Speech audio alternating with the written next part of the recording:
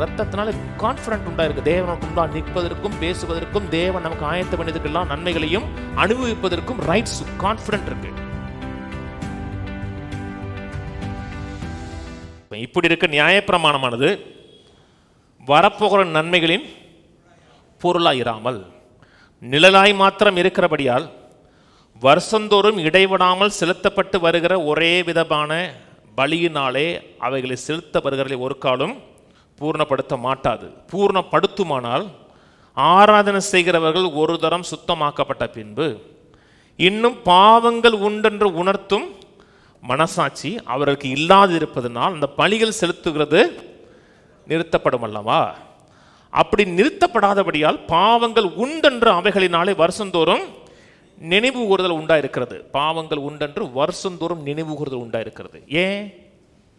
அந்த பலி காலை வெள்ளாட்டுக்கடை ரத்தம் பலி செலுத்துகிறவர்களை என்றென்றைக்கு பூர்ணப்படுத்தாது.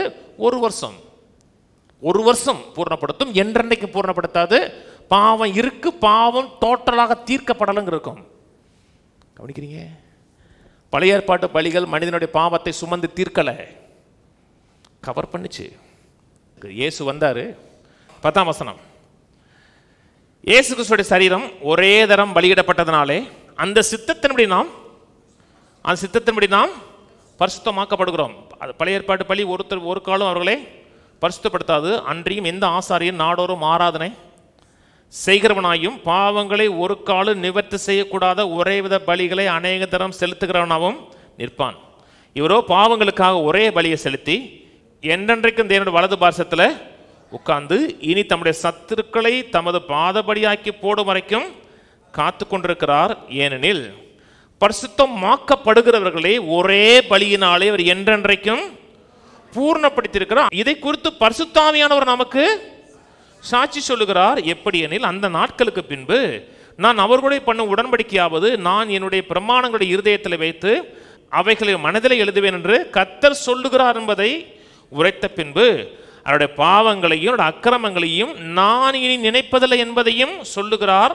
இவைகள் மன்னிக்கப்பட்டது உண்டானால் இனி பாவத்து நிமித்தம் ஒரே பலியினாலே பரிசுத்தமாக்கப்படுவதை என்றென்றைக்கும் பூர்ணப்படுத்திருக்கார். இதை குறித்து ஆவியானவர் சொல்றார். இன்னும் பாவம் இருக்கு, இன்னும் வாழ்க்கையில் தண்டிக்கப்படாத பாவம் இருக்குன்னா ஆவியானவர் சொல்லல, சைத்தான் சொல்றான்னு அர்த்தம்.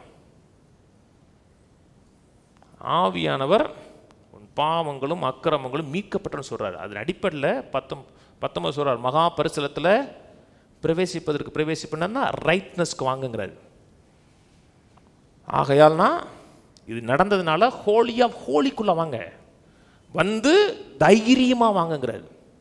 வாசிக்கிறார், கீழே வாசிங்களே.